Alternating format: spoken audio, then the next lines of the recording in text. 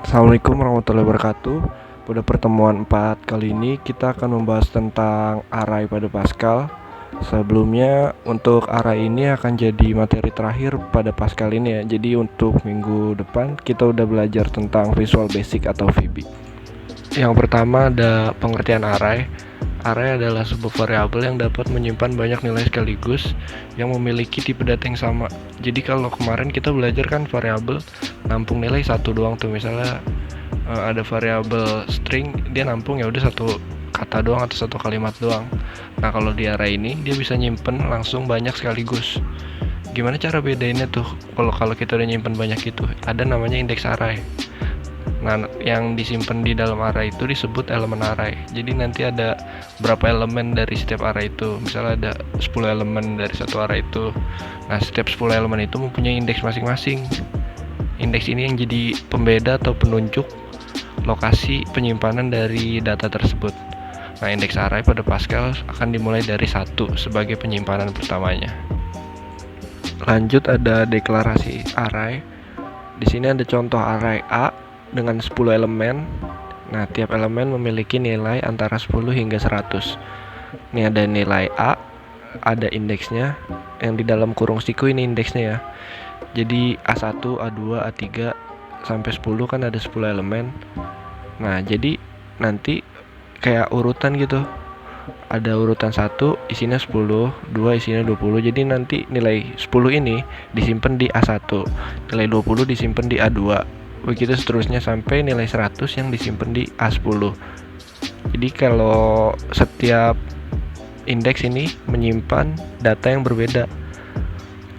Ini kan kalau ini kan angka nih, berarti dia tipe datanya integer kan. Nah, kalau kayak gini berarti array bertipe integer. Nanti kalau ada string berarti array bertipe string, kayak gitu. Terus ada bentuk umum dari array, nama array. Namanya bebas, asal jangan sama kayak sintaks yang udah ada. Contohnya kalian mau pakai nama if, itu nggak bisa ya, itu kan berarti udah ada tuh if. Terus ada nama array, titik 2 array. Terus indeksnya berarti kan dimulai dari berapa tuh? 1 kan, sampai terakhir berapa. Misalnya kalian mau ada 10 elemen, berarti 1 titik 10. Nah, baru of tipe data, misalnya tadi kan ini integer, berarti of integer, titik koma, kayak gitu. Selanjutnya ada jenis-jenis array. Yang pertama ada array satu dimensi. Contoh dari penggambaran array itu ada di matriks ya.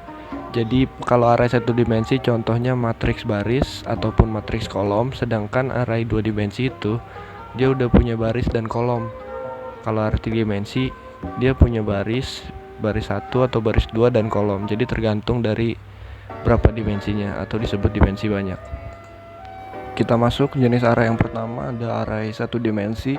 Array satu dimensi adalah kumpulan elemen-elemen yang identik yang tersusun dalam satu baris. Elemen tersebut memiliki tipe data yang sama.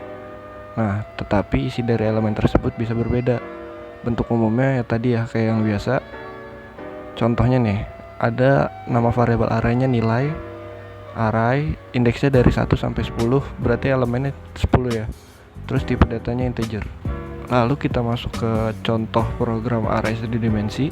Di sini ada 2 program, namun outputnya sama nih. Kayak gini. Nah, yang pertama dia bedanya dia menggunakan variabel array. Yang kedua, dia menggunakan konstanta. Apa sih beda variabel sama konstanta?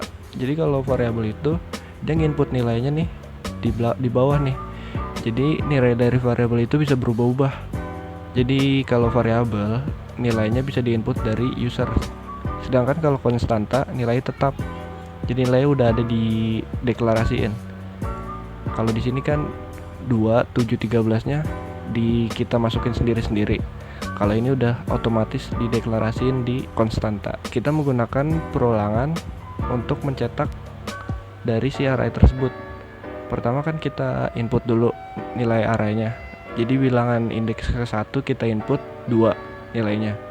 Lalu bilangan indeks kedua kita input 7, ketiga 11, dan keempat 13. Nah, untuk mencetaknya, untuk jadi kayak gini kita menggunakan perulangan. Kemarin kan perulangan kan berarti ngulangin statement yang ada di bawahnya nih sampai batas yang ditentukan.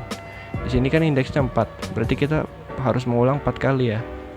Nah, nilai variabel bilangan ke yang pertama kan 1, terus bilangan ke i. I-nya ini kan dimulai dari 1 kan, berarti bilangan 1 berarti 2. Lanjut, nilai i-nya jadi 2, nilai variabel bilangan ke 2 sama dengan bilangan ke 2 itu 7. Lanjut 3 sampai seterusnya 4 yang bilangan keempat itu 13. Kalau di konstanta sama aja, bedanya kan tadi di deklarasinya kan. Kalau konstanta langsung dideklarasiin di awal, jadi dia nggak bisa diubah-ubah lagi nilainya, jadi kayak gitu. Selanjutnya ada jenis kedua, yaitu array 2 dimensi. Di dalam array dapat berdimensi lebih dari 1. Jadi kalau udah lebih dari 1 itu disebutnya multidimensional array. Kita akan membahas array 2 dimensinya dulu ya. Untuk array 2 dimensi, dia bentuknya itu kayak matriks. Kayak di bentuk umumnya ini, pertama nama array, terus array, indeks baris dan indeks kolom. Kan kalau di matriks, untuk bentuk matriks jadi ada orde 3x2. Berarti kalau orde 3x2 itu barisnya ada 3, kolomnya ada 2. Sama kayak di array nih. Jadi kalau indeks barisnya duluan nih, baru indeks kolom. Terus contoh penulisannya, ada nama arraynya array 2D, array 1-3 untuk barisnya, dan untuk kolomnya 1-4. Berarti kalau di matriks ini matriks 3x4 kayak gitu. Kita masuk ke contoh program array 2 dimensi. Nama programnya array 2 dimensi. Terus ada nama variabel arraynya tabel, indeks barisnya 1-3, indeks kolomnya 1-2. Terus tipe data integer. Kenapa kita pakai integer? Karena kita bakal nginput datanya integer semua.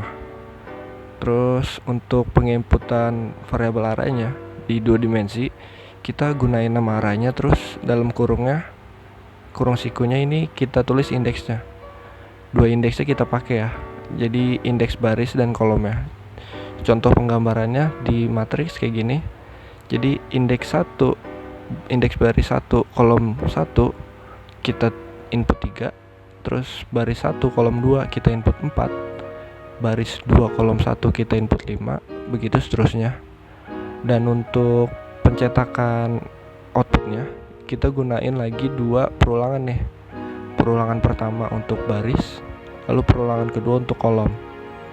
Jadi nanti tercetak misalnya nih ya, elemen I nya 1, J nya 1, terus tabel 1-1 berarti 3. Jadi elemen ke 1-1 akan menghasilkan 3. Gitu seterusnya. Terus N 2 kali karena kita gunain for nya 2 kali. Baru kita akhiri. Selanjutnya ada array 3 dimensi. Untuk array 3 dimensi ini, di array udah mulai kompleks nih kalau udah mulai 3 dimensi. Jadi di dalam array nanti ada array lagi. Untuk 3 dimensi bentuk umumnya itu var, nama variabelnya, -2, array. Nah kalau untuk 3 dimensi berarti indeksnya ada 3. Gak bisa tuh ditulis 2 indeks doang. Jadi nanti 3 indeks ini saling berhubungan. Lalu tipe datanya. Untuk materi kita udah selesai. Kita masuk ke latihan. Seperti biasa kita buka dulu Turbo Pascal ya. bin/turbo. Lalu kita new. Nah kita ngoding. Untuk nama programnya program absen.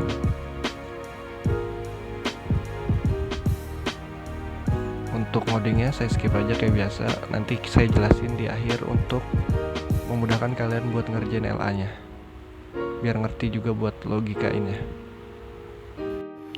Nah kalau udah selesai kita coba compile.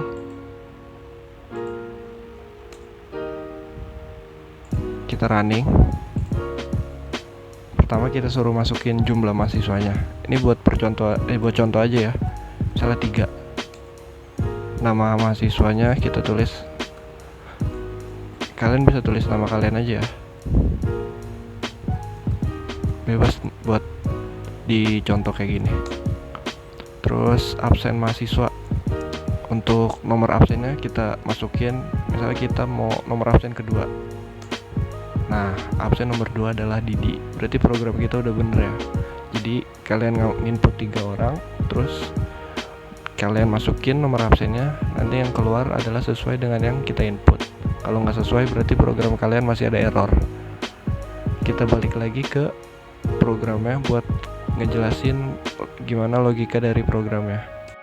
Seperti biasa saya bakal jelasin untuk logika dari program absen ini, buat bantuin kalian juga buat ngerjain LA-nya. Pertama ada nama programnya absen, terus kayak biasa nama deklarasi CRT. Lanjut ada variabel arraynya namanya mahasiswa. Di sini saya nulis 40 karena kayak batas buat kelas aja gitu. Jadi batas kelas kan biasanya 40 kan. Tapi walaupun nggak 40 bisa kalau nanti. Jadi misalnya cuma 10 orang atau 5 orang. Jadi batas maksimal ibaratnya ini. Terus ada variabel i buat nanti buat nyetaknya, batas juga buat nampilinnya. Terus ada data juga. Ada 3 variabel ini, tipe datanya integer, terus dimulai dari menghapus layar dengan clear screen, membersihkan layar, terus write masukkan jumlah mahasiswa. Nah, kita input dulu nih variabel batasnya. Jadi kan nanti buat batasnya ini buat nentuin berapa jumlah mahasiswanya tuh. Misalnya kita masukin jumlah batasnya tadi 3 kan. Nah kalau udah masuk 3, berarti nanti indeksnya si array ini sampai 3. Berarti kita pada perulangannya ini for i dari 1 sampai batas, berarti dari 1 sampai 3. Jadi bakal ngulang 3 kali. Terus di sini ada nama mahasiswa kan ini kan arraynya belum ada inputannya ya.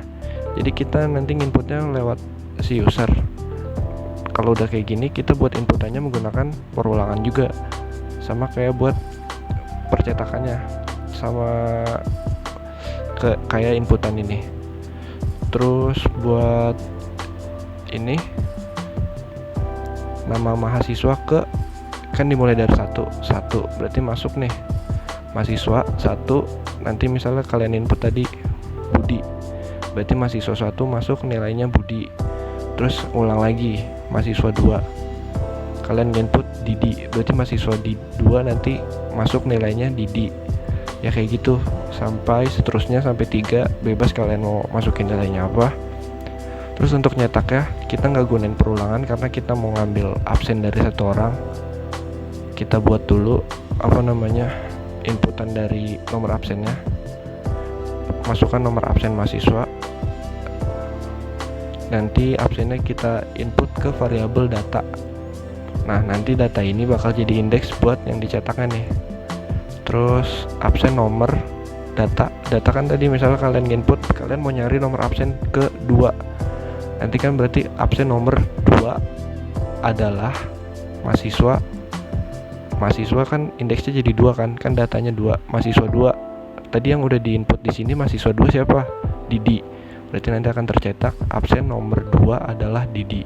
Jadi cara kerjanya gitu. Readline kayak biasa buat biar kita bisa balik lagi ke program ini dengan mencet enter terus end. Pertemuan kali ini saya akhiri. Terus untuk Pascal materinya udah selesai sampai arah ini. Buat minggu depan kita udah masuk ke VB atau Visual Basic. Nanti saya kasih link buat downloadnya. Jadi untuk minggu depan kalian udah harus download VB semua, udah ada semua untuk ngikutin praktikum selanjutnya. Terima kasih, kurang lebihnya mohon maaf. Wassalamualaikum warahmatullahi wabarakatuh.